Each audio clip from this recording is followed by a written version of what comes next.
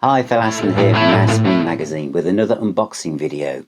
And on this one, I'm joined by Jazz Aston, one of our office cats. And also, this is a requested unboxing video, and quite a few people have sent me messages saying, would I do this one? And I'm very pleased to be able to fit it in. And it is Hawkwind, Dust of Time, a 6 CD box set from Cherry Red. And I think this is the first, well, I know it is, it's the first Hawkwind compilation that covers the band's entire career. The world is awash with Hawkwind compilations, but this is the first one that covers this specific time period, and it has 81 tracks in it, a fantastic booklet, 6 CDs and a little poster. So let's have a look inside. So Hawkwind, Dust of Time, an anthology from 1969 to 2021. This is the 6 CD version. There is also a 2 CD version, but to be honest, this is really the one to have. Now, I was really impressed straight away when I got this, because I was expecting it to be in a clamshell box, but instead it's in this long form box, which feels a lot more luxurious and a lot more deluxe. And the price is about £40 at the moment, and I think this is great. It's a different kind of design as well, with the lid not coming all the way down across the base of the box, so it feels kind of like a very classy sort of thing that you put jewelry in, to be honest. That's what it feels like. So this is the first time their entire career has been covered in this way. So taking the lid off, there's a ribbon to pull out the contents of the box. So I'm just going to put the booklet to one side, and there's a poster from a nice little period piece which folds out, which I'll bring up on the screen separately so you can see that now for Space Ritual. And then the CDs, all 6 of them, have contemporary pictures on the front depicting the time that they cover, so 1969 to 1973, with Stacey there. There are some demo versions and some single versions and different edits. 72 to 75 with Lemmy on the front, and again you've got different single versions as well. That's where Nick Calvert comes in, 1976 to 1979. And again, you've got some different mixes and single versions. 79 to 82. Again, different single versions and live ones. But these CDs are all packed. There is literally no room for any extra tracks. 81 tracks in total. 82 to 92. 10-year period there. And then finally, 93 to 2021. Okay, so let's have a look through the book. It's a nice glossy book, and it's a kind of book that makes you feel part of the band's journey, which is something I know I've said many times before. Now, the remastering is by Ben Wiseman, and it's absolutely, I feel, phenomenal. And, you know, it's an excellent sounding box set, and this is a fantastic project, and Dave Brock has been involved, and it's involved with all the text as well, and it's been wonderfully put together again by Cherry Red. So it tells the story of the band with lots of pictures and memorabilia. You see there the first single imprint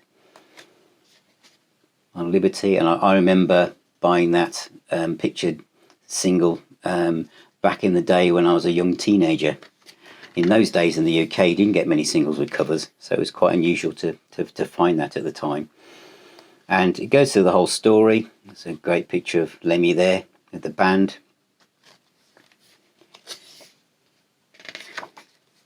And I think collectors like to see the story and lots of illustrations, and this is great. And it's aimed at two groups of people. It's aimed at people who are just starting to discover the band and people who've known the band for a long time. So it tells the story really well. You feel involved, you feel drawn in. I remember buying that single, and this one. This is the part of the band that I wasn't familiar with. I'd moved on to like melodic rock and all sorts of things back in the day, and I kind of left Hawkwind behind, thinking they were done, which was very unfair, because what this box set has taught me so many of these box sets seem to be teaching this recently, is I missed out a lot of really, really good music. But this is what these box sets do. They introduce you and bring you up to speed and allow you to just immerse yourself in a band's history and be part of a journey. And I just think this has been so well put together. Then you've got the details from the tracks, so who, the credit and who played on them, what albums they're from, which again is useful for those of you who are going to go off and explore the universe that is Hawkwind and maybe buy other stuff. And again, you've got all the album covers, which I find fascinating, as you know I do. But, Cherry Red, again, are a label that put together things because they know exactly how collectors think and what kind of appeals to us. And, this is fantastic. And you can see here, it goes right up to Somnia, the most latest Hawkwind album is covered. And on the back of the box, you've got all the track titles and details of the 6 CDs. So that's Atomhenge in collaboration with Cherry Red. So that's Hawkwind Dust and Time 6 CD box set from 1969 to 2021. 81 tracks. And it's a great box set. And for me, Hawkwind, and I've never been what you would class as a fashionable band. Now, a lot of bands will say they were never in fashion. In fact, Deep Purple will say things like they were in fashion, but actually that's not true. At one point they were. But I think for Hawkwind, they've always been on the outside.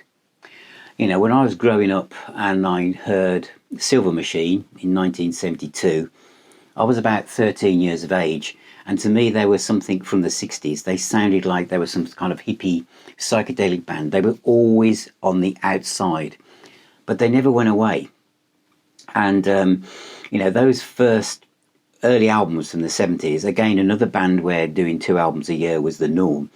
They're seen as classics, but they were always there in the background. And when we entered the late 70s and the new wave appeared, and a lot of the bands that we grew up and loved were seen as dinosaurs or they were past their prime and they needed to be swept away. Didn't happen with Hawkwind. They kind of just sailed through. And this is a lot of people talk about, the fact that punk swept away a lot of rock, or tried to, before the new wave, British heavy metal came around. But there's a little known fact here that I'm of an age where I grew up with, although I was actually still a bit too young to actually see Led Zeppelin, in their prime. But I grew up with the big bands from the 70s. But a lot of people that got into heavy metal and rock music, they also rebelled against the established bands like Led Zeppelin and Yes and stuff. I remember lots of my kind of younger friends selling their Led Zeppelin albums to buy Iron Maiden albums and Def Leppard and Saxon and Samson, because it was seen as the future.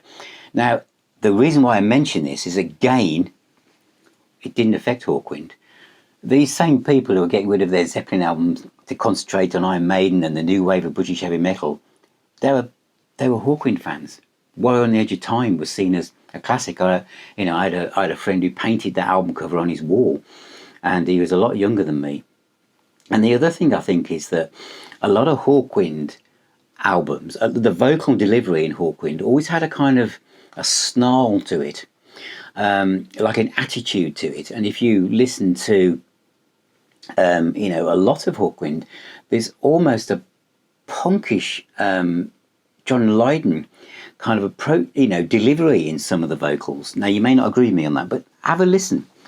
And, they did kind of get a bit kind of punkish, and they've always, kind of championed the underdog, supported the climate and, and the little person. They've been against the man, and they've always had this. And I think what this box set showed me, I was familiar with the early 70s, the 1969 to 1975. I know that really, really well.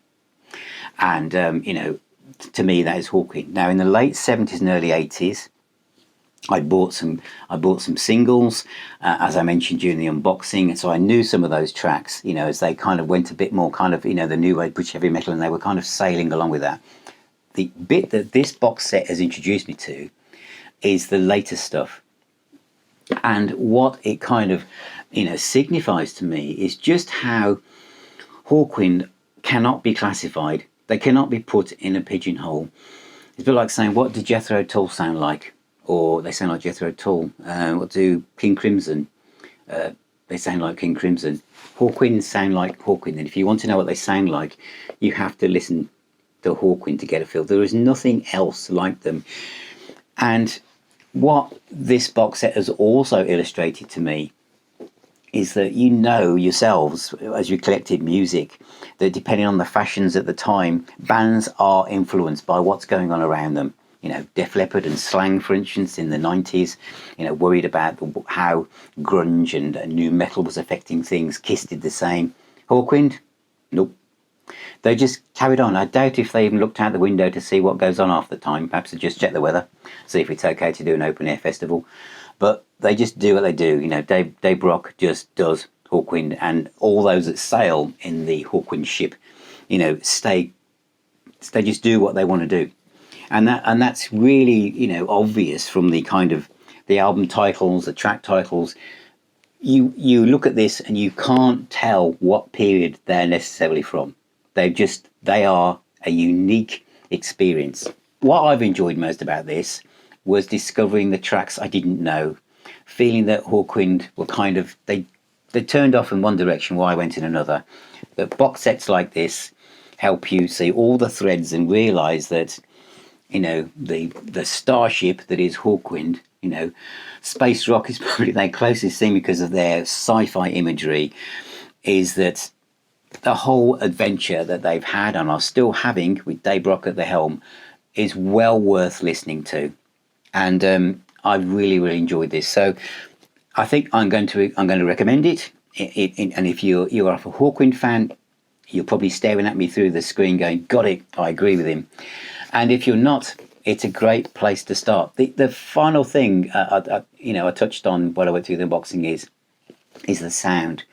Now, previously, bear with me here, I had this. Someone's asked me to unbox this, and I will do later on. But it contains all the studio albums. There's no information on this, and I know this is very expensive now. But the sound, the remastering on here is far superior to that.